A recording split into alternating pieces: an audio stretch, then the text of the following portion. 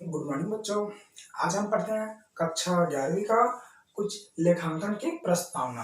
मैंने आपको पिछले वीडियो में है ना लेखांकन के कुछ कॉन्सेप्ट बताए थे, उसी कॉन्सेप्ट को मैं आगे ले चलता हूँ और थोड़ा सा है ना। तो आज हम लेखांकन की प्रस्तावना के अंतर्गत 4 टॉपिकों पर डिस्कस करेंगे, है ना। तो आज का फर्स्ट है दिवालिया। दिवालिया किसे कहते हैं, है ना। वह व्यक्ति जिसके दायित्व उसकी संपत्ति से कहीं ज्यादा हो जाती है, वह अपने दायित्वों का भुगतान करने में असमर्थ होता है, उसे दिवालिया कहते हैं, है ना। मतलब किसी व्यक्ति की इनकम कम है और उसका खर्च ज्यादा है ना। तो यह भी कह सकते हैं, मान लो किसी व्यक्ति की जो संपत्ति है ना, 1 लाख की संपत्ति है। कितनी की है? 1 लाख की उसकी संपत्ति है, लेकिन वह व्यक्ति 5 लाख का कर्ज लेकर बैठा है। कितने का? 5 लाख का। उसकी संपत्ति कितनी है? 1 लाख की, है ना। और उसका कर्ज कितना है? 5 लाख का। तो वो अपनी संपत्ति को बेच कर भी अपने कर्ज को क्या चुका पाएगा? वो नहीं। यदि वो अपनी 1 लाख की संपत्ति बेच देता है तो है ना, तब भी उसके पास 4 लाख का कर्ज बचेगा, है ना। तो इसीलिए कहते हैं वह व्यक्ति जिसकी संपत्ति से उसका दायित्व, दायित्व मतलब कर्ज, है ना। किसी व्यक्ति की संपत्ति उसके दायित्व से ज्यादा हो जाती है ना। तो और वह अपने दायित्वों को भुगतान करने में, मतलब उसको अभी भी इसको कितना चुकाना है? 4 लाख।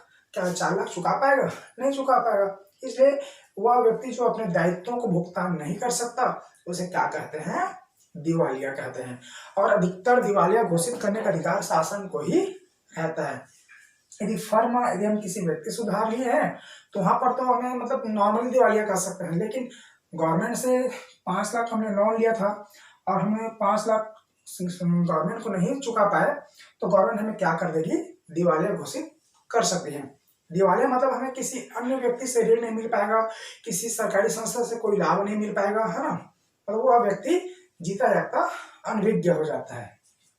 ठीक है बच्चों, इसे बोलते हैं दिवालिया।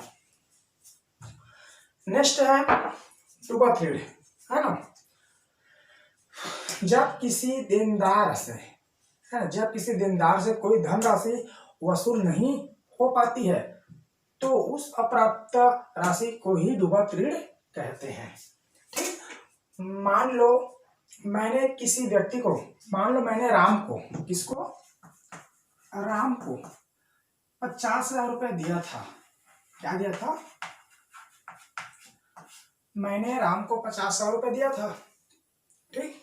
लेकिन राम इस 50,000 को वापस नहीं कर रहा है ना। राम इस 50,000 को वापस नहीं कर रहा है। 1 साल हो गया, 2 साल हो गया, 3 साल हो गया। तो इस अप्राप्त राशि को, ये राशि मेरे लिए क्या है? प्राप्त नहीं हुई है। मतलब ये राशि मेरे को प्राप्त होनी थी 50,000, ये मेरे को प्राप्त नहीं हुई है, तो इसे क्या बोलेंगे? अप्राप्त राशि। अब इसी अप्राप्त राशि को ही डूबा ऋण कहेंगे, क्योंकि मैंने राम को उधार दिया था, ऋण दिया था, और यह पैसा मेरे को प्राप्त नहीं हो रहा है, राम वापस नहीं कर रहा है, तो क्या कराएगा? डूबा ऋण कहलाएगा। मतलब ऋण डूब सकता है। ठीक है बच्चों, इसके बारे में आगे और आपको डिटेल्स बताऊंगा। डूबा ऋण 3 प्रकार होते हैं, शोध्य, अशोध्य और पूर्णतः डूबा। इसके बहुत सारे कॉन्सेप्ट है डूबा ऋण के। मैं आगे के जब लेसन स्टार्ट होगा तो इस बारे में पूरा डीपली आपको बताने का प्रयास करूंगा। ठीक है बच्चों। नेक्स्ट है फर्म।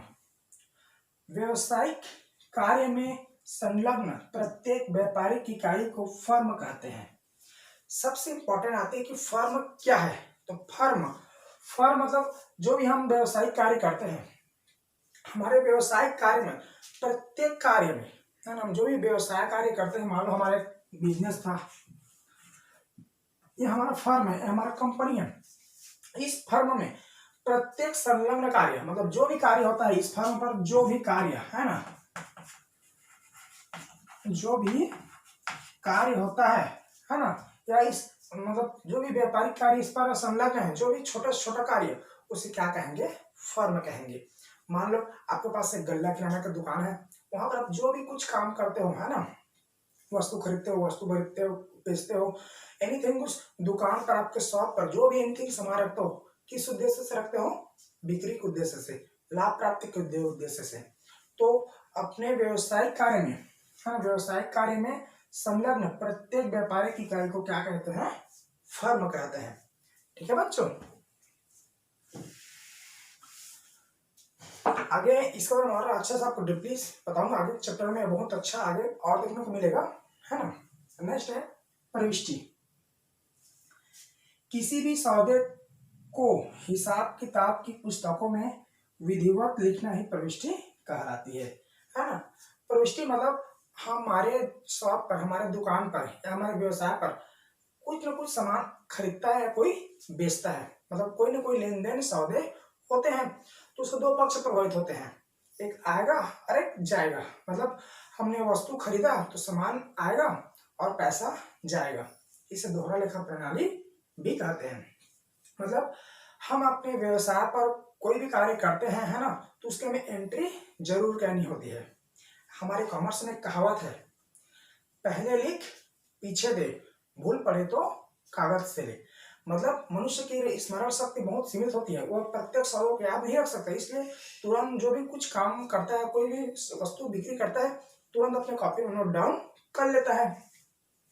तो कॉपी में नोट डाउन करना है, एक तो लेखांकन कहलाता है, लेकिन उसको अच्छे तरीके से उसके नियम के अनुसार, है ना, हमारे व्यवसाय के नियम या उसे विधिवत उसके बुक पर उसे एंट्री करना ही प्रविष्टि कहलाती है। और ये प्रविष्टि आपको आगे और एकदम डिटेल से मिलेगा, है ना, जो हमारे कॉन्सेप्ट के आधार पर आपको कैसे प्रविष्टि होती है, कैसे दो पक्ष प्रभावित होते हैं, एक डेबिट पक्ष दूसरा क्रेडिट पक्ष, डिटेल आपको एंट्री में बताया जाएगा। ठीक है बच्चों, तो कुछ कॉन्सेप्ट है, इसको आपको कॉपी नोट डाउन करके याद करना होगा। मैंने जितने भी आपको छोटे छोटे जो कॉन्सेप्ट बता रहा हूँ सबको आपको याद रखना होगा।